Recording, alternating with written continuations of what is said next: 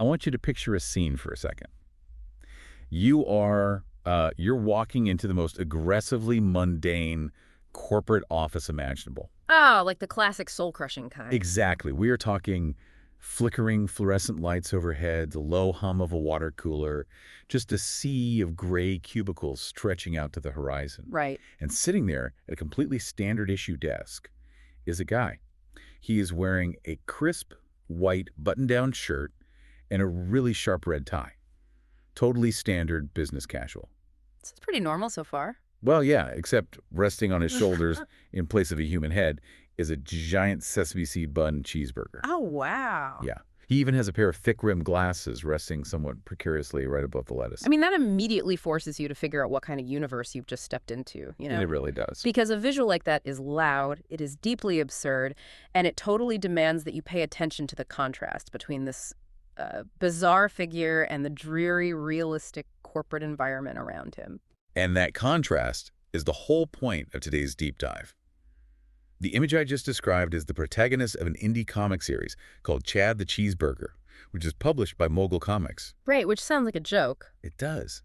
Today, our mission is to unpack this specific story, because on the surface, it looks like a quirky, internet-age meme comic designed for a quick laugh. Yeah, just something you'd scroll past. But the deeper you go, you realize this bizarre premise is actually functioning as a corporate Trojan horse. Uh-huh.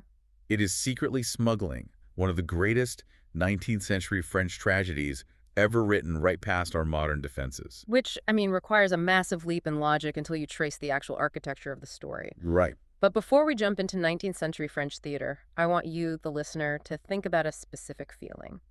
Think about a time in your own life when you felt like you weren't being taken seriously. Oof. Yeah, that's universal. Maybe it was a professional setting where you were just seen as a worker bee, or maybe a personal dynamic where people only saw your surface. You knew you had something valuable to offer, but you felt entirely dismissed. And how did you handle that? Exactly. Did you shrink back? Did you get angry? Or did you put up a wall of self-deprecation and humor? Which is usually what happens. Right. The psychological core of our conversation today revolves around that exact defense mechanism. How we use humor and sheer absurdity to mask our deepest, most profound insecurities. We really all do have a version of that defense mechanism, don't we? And in this narrative, that defense mechanism literally manifests as a fast food item.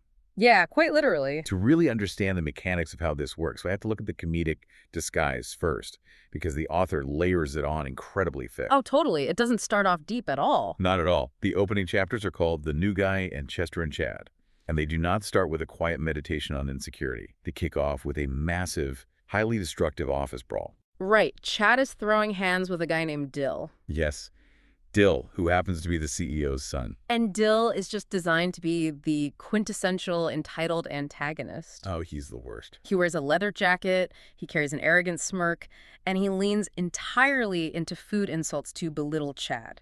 He really represents the external voice of every insecurity Chad has about himself. The dialogue during this fight sequence is completely unhinged, too. I mean, Dill is screaming at Chad, calling him a quarter pounder, and telling him he has brushed roadkill glued to your scalp. Which is pretty graphic for a burger. It is. And Chad is just standing there in a full martial arts fighting stance, and he fires back with this completely deadpan delivery. He says, "I'm 100% grass-fed Wagyu beef." And then he just destroys him. He punches Dill so hard that the CEO's son flies backward and shatters a literal concrete wall. The art style pulls heavily from classic high-octane Japanese manga. Yeah, the visual language is very specific there. You have the exaggerated facial expressions, the intense speed lines, the devastating physical blows handed out over minor verbal slights. It's a pure action comedy. Right. It sets the reader up to expect a lighthearted, ridiculous story where the stakes are purely physical and mostly played for laughs. Okay, let's unpack this. Because right after a guy throws a devastating punch over a food pun, the narrative abruptly shifts gears and introduces us to the office dynamics. Yeah, the HR department. Right. We meet Romaine, who is a beautiful HR representative with bright green hair. Chad is just utterly enamored with her. He refers to her internally as a goddess. But then reality hits. Exactly. Almost immediately after thinking that, he looks in a mirror, drops his shoulders, and sighs, "Alas, I'm but a cheeseburger." The self-pity is so instant. It really is. And right on the heels of that, we meet Chester. He is the new hire, classically handsome, well-meaning, but he has a fatal flaw. A very messy, fatal flaw. Yes. Whenever he is around a woman he finds attractive, his brain just short-circuits. There's an early scene where Romaine simply bends over to pick up a dropped pencil, and Chester gets an explosive, over-the-top bloody nose. Oh, like a classic anime trope. Exactly, just from the sheer, overwhelming panic of being near her. What's fascinating here is how it establishes the primary tension of the entire narrative. And also, Well, you have Chad, who is sharp, witty, highly competent, and totally capable of dispatching the office bully without breaking a sweat. But he is trapped in a physical form that he believes makes him fundamentally a joke. right. And then you have Chester, who possesses the traditional looks of a romantic lead, but entirely lacks the words, the wit, or the confidence to form a genuine connection with anyone. I am looking at this setup, though. A guy whose head is a burger, and another guy who needs to rush to the bathroom to clean fake blood off his face because an HR rep picked up a pencil, and I'm struggling to see the romance. It reads purely like a parody at first. It really does. Where does the emotional weight even come from? Like, how does this pivot into something heartbreaking? Well, the sudden, jarring shift in tone happens in the employee restroom. Chester is washing his face, completely defeated by his own anxiety. He's just a mess. He is, and he confesses to Chad that he fleezes up around women. He describes his heart feeling like it's going to burst, but he just cannot find the words. So Chad steps in. Right. Chad, operating as the ultimate competent problem solver, tells him to just write her a note. But Chester is hopeless at writing, too. Of course he is. So Chad takes the pen. He drafts a beautiful, deeply poetic letter expressing all the longing and admiration that he, Chad, actually feels for Romaine. He hands it to Chester and tells him to use it. And Chester just takes it and runs with it. Yeah. He hands the note to Romaine, and the reaction is immediate. We get a panel of Romaine reading this note, and she literally swoons. She says Chester's words are even more beautiful than his face. Oh, that's brutal. It is. She is so overwhelmed with joy that she runs over to Chad, throws her arms around him, and says, "Thank you, Chad. You're the best friend in the whole world. I can't wait to text him and fall in love with his words every day." That right there is the turning point of the entire story. The comedy abruptly vanishes. Completely disappears.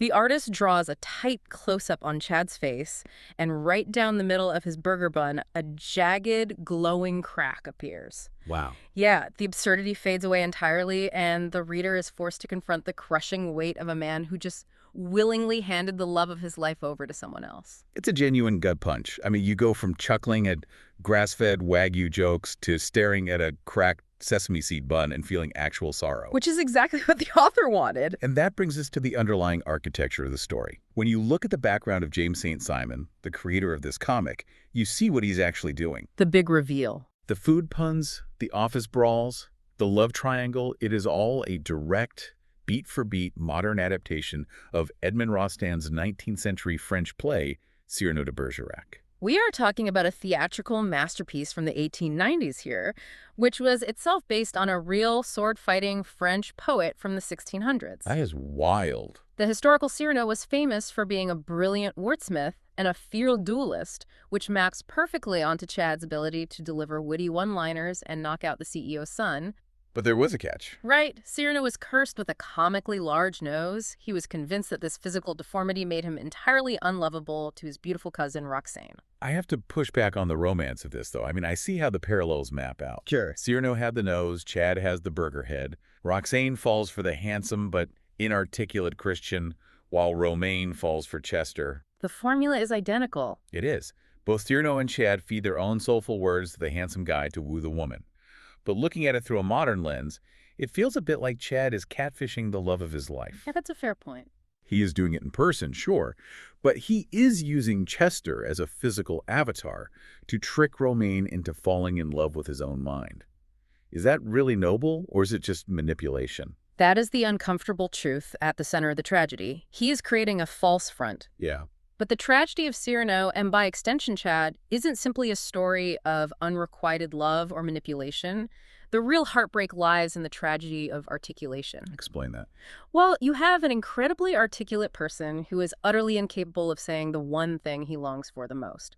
He can write poetry for another man, he can win a fight with snappy dialogue, but he cannot look at the woman he loves and risk genuine vulnerability. Ah, I see. And pairing a deeply emotional 19th century theatrical tragedy with fast food puns disarms the reader's emotional defenses. You don't expect to analyze the nuances of emotional manipulation and self-worth when looking at a cheeseburger, so your guard is totally down when the thematic weight hits. Here's where it gets really interesting. Because the choice to use a cheeseburger wasn't just a random stab at internet humor. No, it was very personal. Right. St. Simon is an English professor. He teaches writing and literature. But he grew up doodling stick figure comics for his friends. A closet artist. Yeah.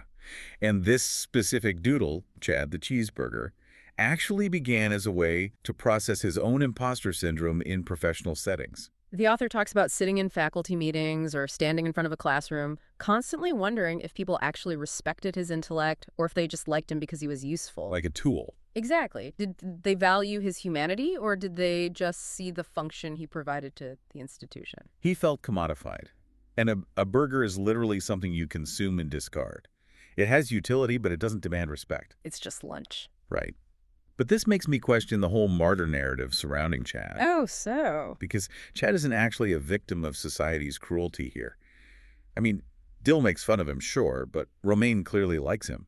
She trusts him enough to call him her best friend. That's true. She does care for him. Chad is a victim of his own assumptions. He disqualifies himself from love before Romaine even has the chance to reject him. He decides for her what she is going to think of him. He is choosing the tragedy. If we connect this to the bigger picture, that self-sabotage is a profoundly universal human experience. This is why a comic about a cheeseburger resonates so deeply. Because we all do it. We all have burger heads. We all harbor that one deep insecurity. Maybe it's our physical appearance, our background, a past mistake, or our education level that we are convinced makes us fundamentally unlovable. So how do we cope with that? We hide. We hide behind humor. We lean into our talents. We become the useful friend or the funny colleague. Well, yeah. We offer the world our utility instead of offering our genuine, vulnerable selves. Chad makes himself useful to Chester because he fundamentally does not believe he has any value simply existing as himself. You think you're protecting yourself from external rejection, but you're actually just rejecting yourself first, so nobody else gets the chance to hold the knife. It's an illusion of control wrapped up in a noble-looking sacrifice. That is so true. And that illusion of control is central to the human experience. But understanding that emotional depth makes the reality of how this comic was produced incredibly compelling. Because it wasn't an easy process. No, the author didn't just struggle with internal emotional limitations. He ran headfirst into a severe physical limitation. Right. Let's talk about the production side, because this adds a whole new layer of friction to the story. St. Simon developed severe carpal tunnel, tendinitis, and hand cramping. Which is a nightmare for an artist. It progressed to the point where he found it painful to draw, to write normally, or even to play the guitar. His hands, the very tools of his expression, literally failed him. And on top of that, he was entirely broke. Yeah, he didn't have the funds to hire a human artist to bring this deeply personal narrative to life. So he was stuck. He was faced with a devastating pragmatic choice. He had this story burning inside him about insecurity, proxy identities, and love, but he physically could not manifest it onto a page. He had to decide whether to abandon the story indefinitely, hoping that someday his hands would heal, or his bank account would grow, or find an alternative route. And the route he chose was AI art. Yes, he used an artificial intelligence image generator to create the panels. And he addresses this very clearly in his essay, acknowledging that the AI art wasn't perfect. It had severe limitations, inconsistent styling, and strange details. But it gave him something crucial. It gave him momentum. It allowed him to bypass his failing biology and get the story out of his head. He notes that he still hopes for a fully human illustrated reinterpretation of the comic one day. And we should note, we are just looking at his specific reality here, not endorsing one side or the other of the broader AI debate. Absolutely. We're strictly impartially reporting on his creative process. But, I mean, does the method of creation matter if the emotional core is deeply human? The irony here is incredibly thick. It really is. You have a story about a character, Chad, who feels physically inadequate. So he uses a proxy, Chester, to express his soul. And to tell that exact story, The author, feeling physically inadequate, used a digital proxy, AI, to express his creative soul. The parallel between the narrative and the meta-narrative is striking. If we look purely at the pragmatic reality of this specific creator, it highlights the sheer force of the human drive to tell stories. We just have to get him out. The need to articulate our inner experience is so powerful that it will seek out any available conduit. For this author, perfection was the enemy of existence. Getting the story out, letting his inner voice speak when his hands could not, mattered far more than adhering to traditional artistic methods. He used the tools available to ensure his expression wasn't silenced. Exactly. So what does this all mean for the reader? Where does this fit into the broader cultural landscape? Because St. Simon has stated that Chad the Cheeseburger isn't meant to be the final destination. No, he views this comic purely as a gateway. A gateway to what? A gateway to the classics. The author's overarching goal isn't merely to sell indie comics. His hope is that a reader, scrolling mindlessly on their phone, will stop at the ridiculous image of a burger-headed man, laugh at the absurdity of a grass-fed Wagyu fight, get slowly drawn into the emotional weight of Chad's sacrifice. Man. And then, upon reaching the end, feel inspired to go pick up Edmond Rostand's original Cyrano de Bergerac. That is incredibly sneaky. It really is. He is literally tricking a modern, meme-loving audience into experiencing a 19th century French theatrical masterpiece by hiding high art inside a fast food wrapper. It's genius. St. Simon argues that we live in an era where the past is easily buried under the sheer volume of daily content. His philosophy is that writers need to adapt. They have to meet the audience where they are. Right. They need to translate timeless stories into modern, even ridiculous formats, just to keep those core lessons on love, identity, and courage alive for a generation that might never step foot inside a theater. This raises an important question about cultural preservation. Oh, how so? How do we keep our most profound human stories alive? Do we lock them in a museum behind glass, insisting they only be consumed in their original, often inaccessible formats? Which alienates a lot of people. Right. Or do we allow them to evolve? Do we let them become anime-style office comedies? By stripping away the 17th century swords and the poetic French meter and replacing them with cubicles and food puns, he arguably makes the emotional core of Cyrano far more accessible. I would definitely agree with that. And there's clearly an appetite for this kind of genre blending. Definitely. Mogul Comics, the publisher handling Chad, operates as a hub for exactly this kind of storytelling. They feature vast, interconnected indie universes with titles like The World of Misfits and Marauders and New Globe City Heroes. It proves that independent platforms are providing the fertile ground necessary for these unique, slightly unhinged, but deeply meaningful concepts to find an audience that craves them. People want these stories. It proves a hunger for sincerity. Even when that sincerity is dressed up in absolute absurdity, people fundamentally want to feel something real. Well said. We've covered a tremendous amount of ground today. We started with a guy in a tie declaring himself Wagyu beef before punching a CEO's son through a wall. As one does. Naturally. We explored how that hilarious setup transitions into a heartbreaking, modern translation of Cyrano de Bergerac. We unpacked the creator's own struggles with imposter syndrome and physical limitations, and how he utilized an AI proxy to give a voice to a deeply human story. It's been a journey. Ultimately, we explored how a cheeseburger can serve as a bizarre but effective bridge to classical literature. It is a testament to the unstoppable human need to create and connect, regardless of physical or financial barriers. Before we wrap up, I want to leave you with one final thought to mull over. Go for it. We've spent this entire deep dive analyzing Chad and Cyrano and how their deep-seated insecurities rob them of a chance at love. But I want you to think about Romaine for a moment. Okay.